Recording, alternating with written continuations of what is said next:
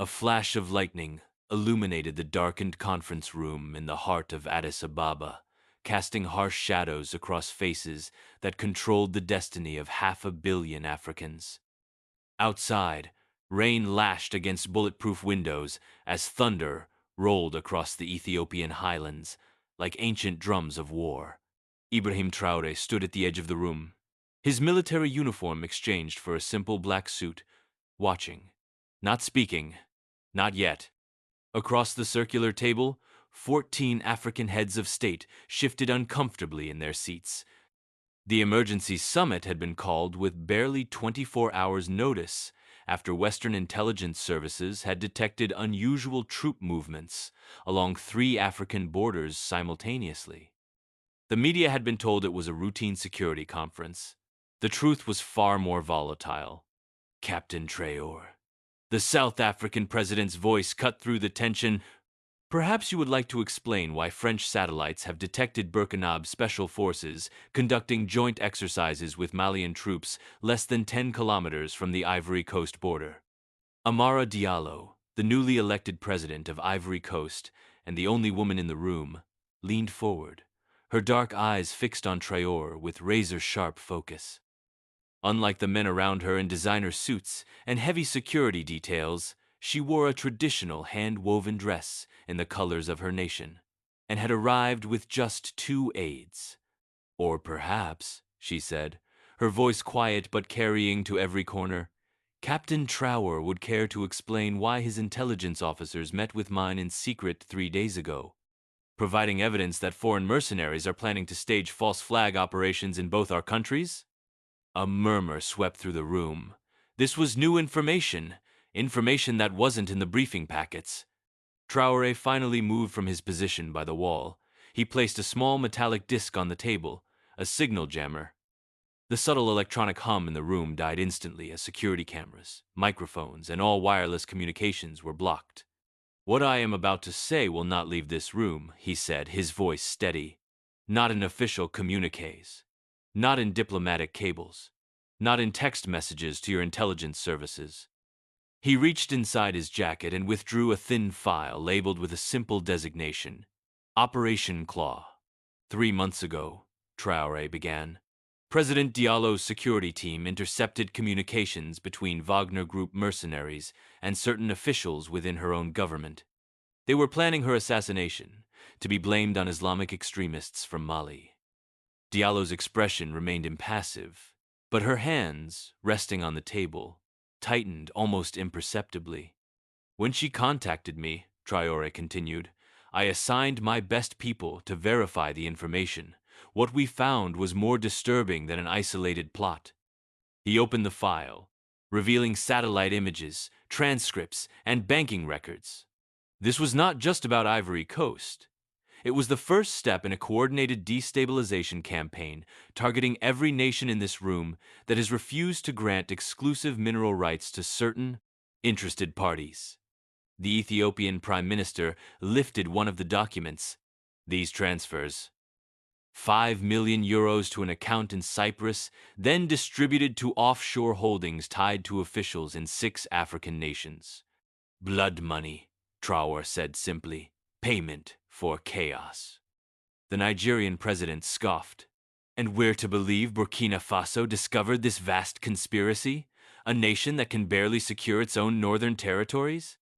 Traore didn't respond to the barb. Instead, he nodded to Diallo. She stood, elegant and composed, removing a small diamond pendant from around her neck. It wasn't jewelry. It was a secure digital storage device. She placed it on the table. Before I entered politics, she said, I spent 15 years as the director of cyber intelligence for our national security agency. Technology was always my expertise, not speeches. She activated the device, projecting a holographic display above the conference table, a complex network of communications, monetary flows, and operational plans. I built this surveillance system myself, she continued. It monitors patterns, not just content. When 7 former colonial military officers all traveled to the same remote location within a 48-hour period, Then communications that fit certain linguistic patterns suddenly increase by 300%. The system notices. The room had fallen completely silent. Even the skeptics were leaning forward, studying the data with new intensity. Captain Traore provided the ground intelligence to confirm what my system had detected, Diallo said. I provided the technological evidence to support what his field agents had reported. Together, we have uncovered something none of us could have found alone. The Kenyan president's voice was tense. Why didn't you bring this to the African Union immediately? Traore exchanged a glance with Diallo before answering. Because we needed to be certain who we could trust. The accusation hung in the air, unspoken but unmistakable. Some people in this very room might be compromised. The Ghanaian president slammed his hand on the table. This is outrageous. You conduct secret operations, build private intelligence networks, and then accuse us of being untrustworthy? Not all of you, Diallo said calmly. She tapped the device, and the projection changed. Just three.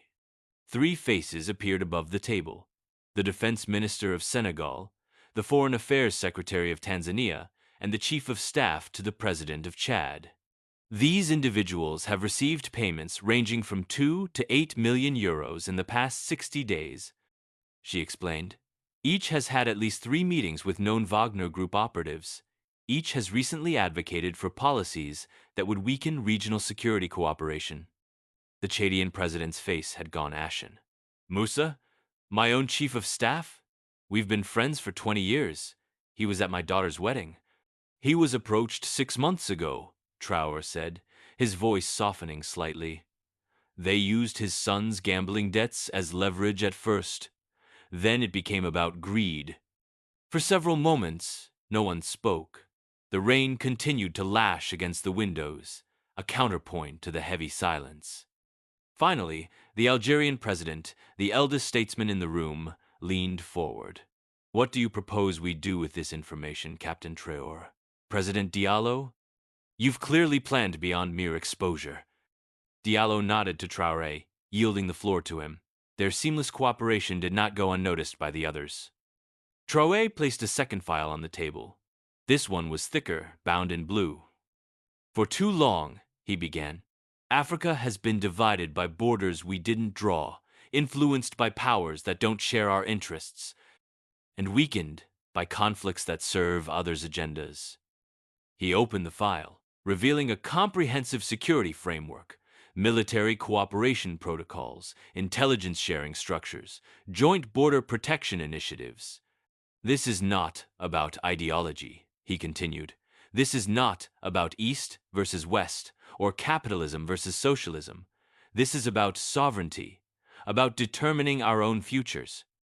The South African president examined the documents with a skeptical eye. You're proposing a Pan-African security alliance independent of both Western and Eastern influence? Nigeria and Egypt would never. We already have. The Egyptian president interrupted, surprising everyone. My intelligence services confirmed Traore's findings last week. We've been conducting our own investigation for months. He fixed the South African with a steady gaze. The question isn't whether this conspiracy exists. The question is whether we have the courage to stand against it together. Diallo stepped forward again. The proposal before you isn't just about security. It's about a fundamental shift in how we engage with the world. She activated another projection, this one showing economic data, trade routes, and development projections. For generations, our resources have enriched others while our people remain poor. Our scholars leave for foreign universities. Our soldiers train under foreign doctrines. Our economies depend on foreign currencies. Her voice strengthened, filling the room. This ends now, not with declarations or speeches, but with concrete action. The projection shifted to reveal a detailed implementation timeline, covering military cooperation, economic integration, technological development, and diplomatic coordination. Phase 1 begins immediately, she said. Joint counterintelligence operations to neutralize the immediate threat. Phase 2. Within 30 days, the launch of a secure African communications network independent of Western or Chinese infrastructure. Phase 3. Coordinated renegotiation of resource contracts with all foreign entities. The Nigerian president shook his head. The international backlash would be significant, Traore acknowledged, but less severe than you might imagine if we move as one bloc representing over 1 billion people and trillions in natural resources. He turned to face each leader individually. They need us more than we need them. That has always been true. We simply haven't acted on it. The Ethiopian Prime Minister studied the documents carefully. This would require unprecedented trust between nations that have sometimes been rivals. How can we ensure? We can't, Diallo interrupted. Trust isn't guaranteed. It's built through action. Captain Traore and I have taken the first step by sharing this intelligence despite the risks. The next step belongs to all of us. Lightning flashed again, illuminating faces deep in thought, calculation, and, for some, fear. The Algerian president broke the silence. We need time to consider. With respect, Traore said firmly, we don't have time. The operation against President Diallo is scheduled for next week. Similar actions against at least 3 others in this room will follow within the month. He locked eyes with each leader in turn. You can leave this room and contact your compromised advisors, hoping to secure your individual survival, or you can recognize that our strength lies only in unity. Diallo placed her hand on the table, palm up, an ancient gesture of trust. I am betting my life on this alliance. What are you willing to risk? For several heartbeats, no one moved. Then, slowly, the Egyptian president placed his hand atop hers. Egypt stands with you. The Kenyan president followed. Kenya as well. One by one, hands joined the circle. Ethiopia, Algeria, Morocco, Ghana. The Nigerian president hesitated longest, aware that his nation's economic and military power made his decision particularly consequential.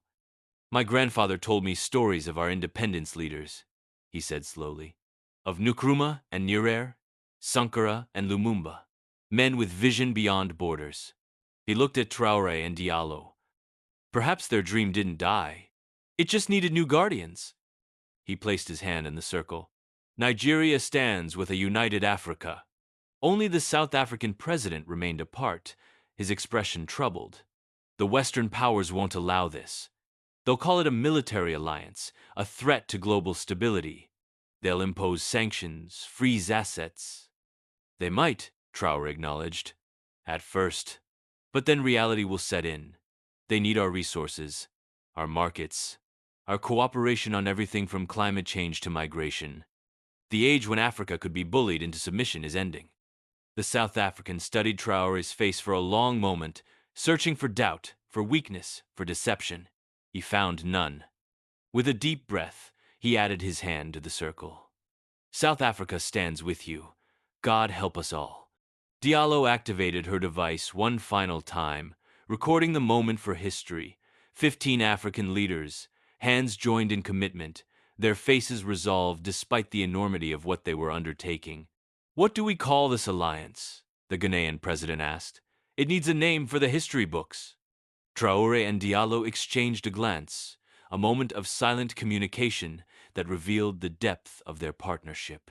The Sankara Accord, Traore said finally, named for a man who understood that Africa's true independence would never be granted.